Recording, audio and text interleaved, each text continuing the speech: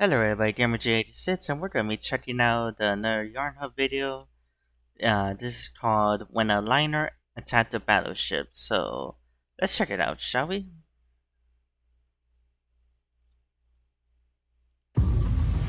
It's the evening of November the 5th, 1940, and a group of British ships are racing across the Atlantic to resupply Britain. In the middle of the convoy is a single armed merchant cruiser, the HMS Jervis Bay. A call comes over the bridge. Unidentified ship spotted. Hard to port. Captain Edward Fagan immediately orders the Jervis Bay to turn towards the ship and out of the center of the convoy. He orders a challenge signal to be flashed across the waves. Send the code. But the mystery vessel sends back the exact same challenge message. The British know that no friendly ship would answer in that way. It must be the Germans. Sound action stations.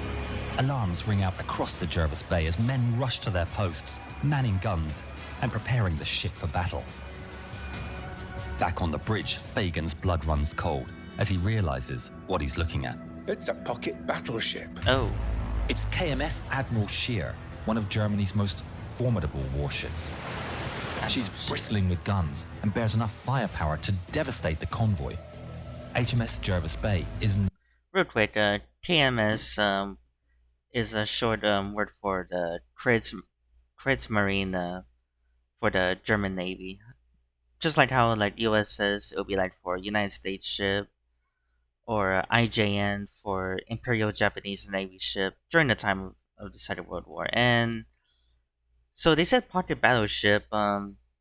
Just like there was another one that's more well known called the Graf Spee, and it's basically a very smaller sized ship, more or less identified as a heavy cruiser like the Prince Eugen or like the New Orleans class or many others, except the Spee, and then in this case this German ship, they have guns that are more likely seen on a battleship, and so because their small size of the ship itself carrying large guns, so that's why they call it a pocket battleship.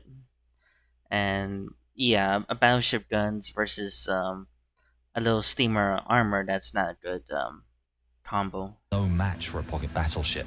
A direct engagement will only end one way. But if he can just keep the Scheer from getting close to the convoy, then maybe he can buy time for them to escape. Yeah. Get the convoy away. Send up the flares and lay down the smoke. Aye, sir. The evening gloom is illuminated by a burning red glow as Jervis Bay launches her signal flares high into the sky. The merchant ships break out of their columns and begin turning to starboard. The captains strain the engines and rudders to the limits as they work hard to avoid collision with one another. Aboard Jervis Bay, sailors throw smoke floats into the water, and huge clouds of grey smoke billow into the air. In seconds, the convoy disappears behind the haze. Fagan knows what he has to do. Turn to starboard. Make full speed and close the distance. HMS Jervis Bay charges directly towards the enemy, drawing all attention to herself. 10 nautical miles away, on the Scheer, Kapitan Zerzay Theodor Kranker and his ship power forward to close the distance with the seemingly defenseless convoy when a message comes in. Kapitän, eines der Handelsschiffe greift an. Es sieht aus wie ein Dampfliner. Haben die überhaupt Waffen? Wenn ja, dann sind sie nicht so groß wie unsere, Herr Kapitän. Hart Backbord.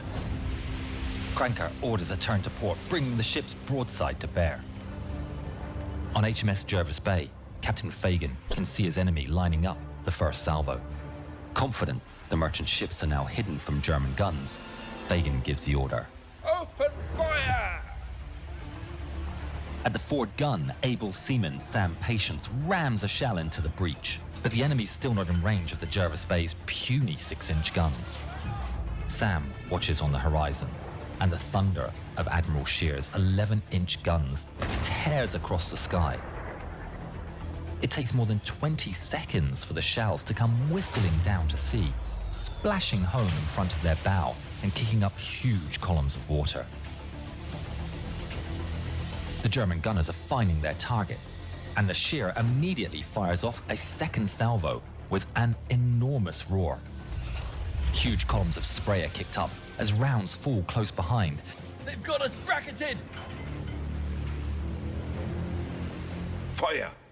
The massive guns fire their third salvo. And this time, it's a direct hit. Damn it.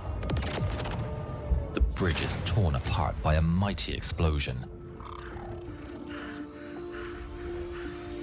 Fagin reaches down to pick himself off the floor, but the pain in his shoulder is excruciating. It's at this point he realizes his arm is missing. Ooh. But despite losing a limb, he's determined to fight on, and he descends painfully down to the deck, clinging to another sailor for support. Shells continue to land every few seconds, and soon the entire superstructure begins to crumble under the repeated explosions. An incoming round even blasts away the white ensign flying from the main mast. The crew look up as shards of wood and glowing embers cascade down to the deck, and the tattered white flag flutters down. But the British crew stay calm. They've drilled for this situation, and now the training takes over. Firefighting teams battle the raging blaze with... Sorry, hold on a second. I was just say, hasn't the Jervis Bay like even open fired back? I don't think I've seen them did and Hoses. such. Surviving gunners stay at their posts. And now they did. A sailor dashes past and climbs up the shattered mast with the help of a crewmate and nails up a fresh white ensign. There's a rousing cheer backup flag. from the surviving British crewmen. Fagin fights through the searing pain as he considers his next move. Hold your position! Right. They're lining up another salvo! Alright, I'll check it He out. sees that the Sheer has begun firing its secondary 6-inch guns at the fleeing merchant ships.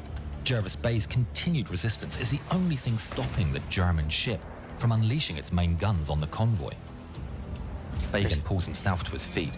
With the Still bridge too destroyed, short. he's got to get to the rear control compartment. From there, he can steer the ship and issue orders. His body's close to failing, but he moves as fast as he can, supported by a crewmate. Meanwhile, Sam and his team are firing off their weapon as rapidly as they can. He rams another round home and waits for the blast. The shell arcs away, and Sam watches as it plunges harmlessly into the water. The Sheer remains untouched. We might as well be throwing spuds. They may not be inflicting any damage, but they know that every round keeps Sheer from closing in, buying precious time for the convoy to escape. Sam readies himself to send another round downrange, but suddenly, he's blown off his feet by an enormous, shuddering blast.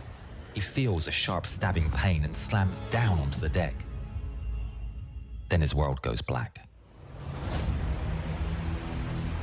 Right at the bow. On the Sheer, Captain Kranke watches the fires burn across Jervis Bay. It's still blocking his most direct route to the merchant ships, and despite the damage, a single 6-inch gun keeps firing in its direction. The British shells do no harm, but the risk of a lucky hit plays on his mind, so he can't just sail past. Neither does he have the time to bypass her. Wenn dieses Schiff sich nicht ergibt, muss es vernichtet werden.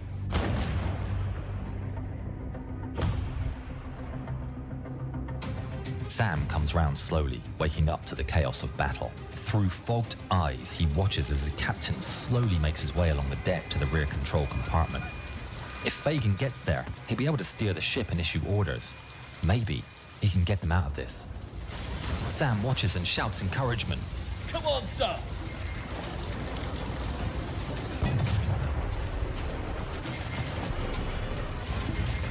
Oh, it's not gonna make it, is he? Fagin finally approaches his destination as a German shell flies in.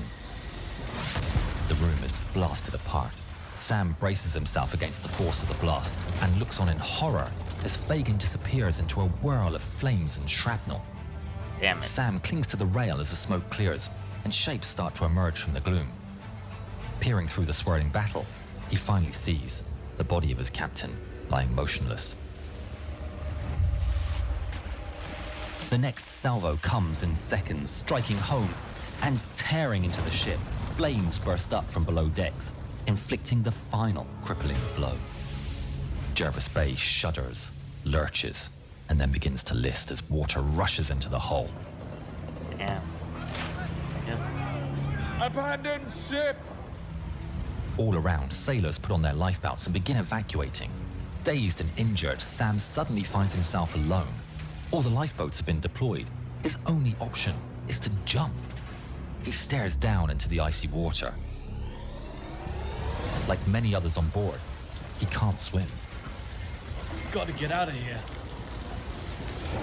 But then he spots one last lifebuoy sitting in its case.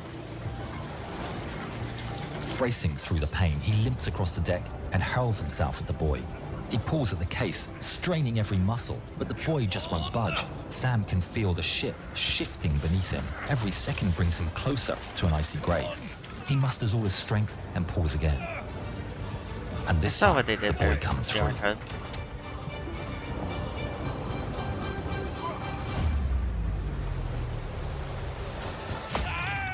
Sam jumps. He crashes down into the water, breaking through the surface and feeling the air knocked out from his lungs. He fights with all his strength, kicking and pulling himself until he reaches the surface, gasping and coughing. He takes a quick look at the sinking Jervis Bay, and he's horrified to see there are still men on board who can't swim and won't risk jumping in. He's no idea where to go. Perhaps he can find one of the lifeboats. Already shivering, he begins paddling away into the night. On the bridge of the Sheer, Captain Kranker can't help but admire the sacrifice of the enemy crew. Gott weiß, diese Männer haben sich ihr Land verdient gemacht. But now he can start the pursuit. Peering into the dark, he spots SS Rangitiki, a large transport ship steaming away in the distance. He sets course and begins the hunt. Hart Steuerbord. Feuer auf den dicksten Brocken. Damn. Rangitiki twists and turns, changing course to try and avoid the German warship. But the Sheer launches a salvo and scores a direct hit on the ship's stern. Rangitiki is badly hit and trailing columns of black smoke. Kranker's confident that he's bagged his second kill of the evening, but then watches in frustration as the massive ship disappears into a smokescreen. Night falls, and a few miles away, Sam struggles in the freezing water. His injuries are agonizing, and the cold stabs him like 1,000 tiny needles. He doesn't know how much longer he can keep this up. But then, he spots a small shape in the dark and hears familiar voices drifting across the waves. There are men in a lifeboat looking for survivors. He paddles himself closer, fighting through the waves. Using the last of his energy, he drags himself up into the boat. Sam collapses exhausted among the feet of his fellow sailors, and the men huddle together for a long, cold night. Yeah. They watch as HMS Jervis Bay finally slips beneath the waves. The white ensign that they had proudly erected is the last thing to disappear. All that's left behind is a field of debris and the men who didn't make it out alive. In the distance, they can see the flashes and hear the echoing booms as KMS Admiral Scheer chases down another merchant ship. Flashes of light blaze on the horizon as the German battleship fires off another salvo. Explosions tear through the sky as a merchantman is hit and starts going down. But on the bridge of the Sheer, Captain Kranker grows impatient. He spent so long fighting HMS Jervis Bay that now he's hunting in the pitch black. Finding the merchant ships is taking far too long, and he's running low on ammunition. Stellt den Angriff ein. Wir jagen hier Gespenster. KMS Admiral Scheer slips away into the vastness of the ocean. Never thought it would be so cold. Silence descends upon the North Atlantic. The men in the lifeboat know that the chance of rescue is low. The merchant ships have strict orders to continue to Britain.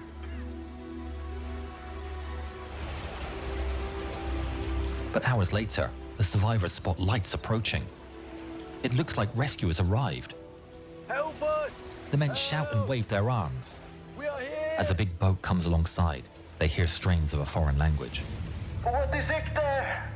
They glance around nervously. Are they about to become prisoners? But the ship isn't German. It's the Swedish freighter Stora Holm. The ship's crew haul the freezing men up onto the deck. Altogether, Stora Holm and her men save 68 of Jervis Bay's 256-man crew and deliver them safely to Canada. The British ship's heroic sacrifice allowed for almost all of the merchant ships to escape from the KMS Admiral Scheer. For his bravery, Captain Fagan was posthumously awarded the Victoria Cross. The Germans didn't all have it their own way. Click here to see how the British sank the Scharnhorst. Okay. Well then. So that was when a liner attacked the battleship by Yarnhub. Excuse me. And so that was quite something. Jervis Bay, and they managed to bring a lot of time, and I don't know why. For a brief moment, I thought like because the way it was animated and such, I thought that because it showed the shear, it had like turned to its right, and then it showed the Jervis Bay like still in the same trajectory, same path, and I don't know why I thought that somehow like I thought that for one last stand moment, the Jervis Bay was gonna like kind of bump into the shear, to interrupting it, or like getting away and from its get right in the path of its firing range, preventing the shear from either preventing its shear from shooting or wasting its nets rounds and such. But so anyways, everybody, leave a comment down below what your thoughts on this moment in history. And until next time, everybody, see you soon.